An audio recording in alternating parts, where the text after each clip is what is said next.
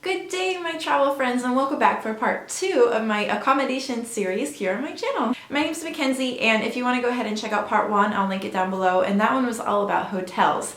So in this video, I'm going to talk about hostels. So let me just say, I love hostels. Hostels are awesome. Don't be scared by that scary movie, Hostels, because that is not what happens there. And hostels kind of get a bad rap, especially here in the States. People are like, oh, safe? Are you okay? Like, did something happen to you? I promise, I had an amazing time in hostels and I highly recommend them. So I know I've already kind of talked them up and I haven't even really explained it. Any of you do not know what a hostel is basically just like a communal hotel.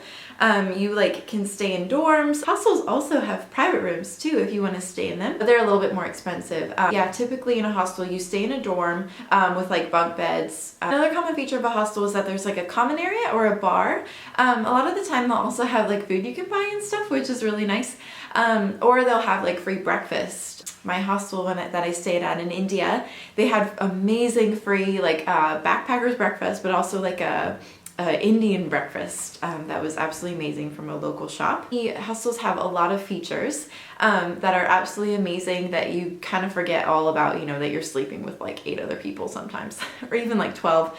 I even heard of a guy who stayed in like a 42 bed hostel, which is insane. I don't think I'd choose to stay in a room with that many beds, but it's cheap. Okay, so I would say like the main thing is hostels are for young travelers, and they're for kind of people around like the ages of say like 18 to like late 20s, early 30s. Those were the main people that I met in their ages.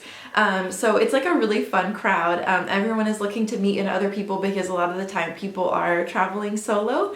People are super friendly. You can basically just meet anyone in your room. You can just say like hi to the person sleeping below you or above you, or the person sleeping across from you, and you become super close because you're in like such an enclosed and tight space. A lot of the time hostels also have free Wi-Fi that you can use, which is amazing. We all know that Wi-Fi is awesome, especially when you're abroad and sometimes you can't find it. Sometimes you don't get that in a hotel. Sometimes you have to pay for the Wi-Fi, but in hostels typically every time I stayed in one, the Wi-Fi was free and it was usually very fast and very good.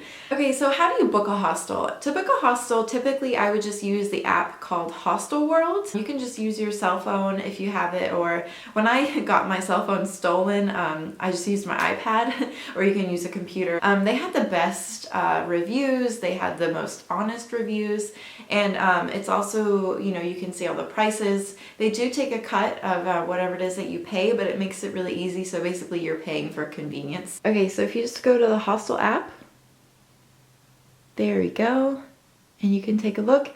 You basically just like plug in where you want to go. This is San Francisco, so I will go to San Francisco. You choose your dates, how many guests. And this basically shows you all of the different hostels that you can stay in with reviews as well. You can see the review ratings there. Super awesome! Yeah, that's my favorite app. Makes it super convenient. You can also just Google hostels and you can also find other websites that will give you the information. You can also just show up as well if you want. If you know of a hostel and you just go there and ask them for a room, they usually will have beds available for you. It might not be your like specific choice, but you know, it's cheap accommodation. Okay, so I want to talk a little bit about the pros and the cons of hostels. With young travelers who are looking to meet other people, and so you have an absolutely amazing time while you're there, and you just meet so many different characters and people of different ages and different backgrounds and stuff, and it's just so much fun. Typically they have a common area where you can go and meet other people, or a bar so you can go and grab a drink. Another pro is that they are also really cheap. I never paid more than I think 30 USD for a hostel, except for in London. I think I paid 30 pounds for a hostel, which is not 30 USD. It's a little more expensive than that. It's super cheap. In India, I stayed in a hostel for $3 a night. Like, it's amazing. You know, you can save so much money staying in them and you meet amazing people, and it feels like a win-win kind of. Okay, so the cons of a hostel. I think we all know the cons. The con is basically that you don't have a lot of space. You know, you're staying in an 8-bed dorm, you have like a small little cubby for your stuff, and then that's about it. So yeah, so you're kind of cramped.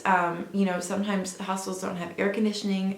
They always had heating, I noticed, but they didn't have air conditioning because you'd be really hot if you're staying in an air-conditioned room. So too, sometimes like the cleanliness isn't up to par. Like can be a little bit dirty sometimes, but I guess you know, you pay for what you get. But it just depends. The hostels in Europe were amazingly clean, really nice. I guess it just depends where you're at and, you know, the standards and stuff like that. So I'm like trying to think of cons, and like that's kind of it. Like I don't really know any other cons.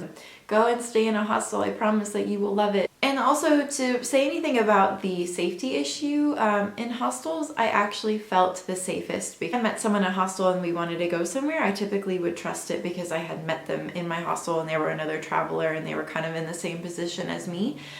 So that kind of gave me some ease, instead of just like meeting people on the street or anything like that, which makes it a little bit more difficult. So yeah, I can't say anything else that's bad with a hostel. I think they're awesome. If you've stayed in a hostel before and you have any tips or recommendations or any funny stories or anything like that, go ahead and leave a comment. And if you like this video, go ahead and click like and subscribe to me. That would be amazing. And I will link all my social media handles down below and my blog as well. And I'll go ahead and link part 3 of this series, which I'm going to talk about Airbnb. So stay tuned for that one, and have an amazing day, guys. Mwah. Bye.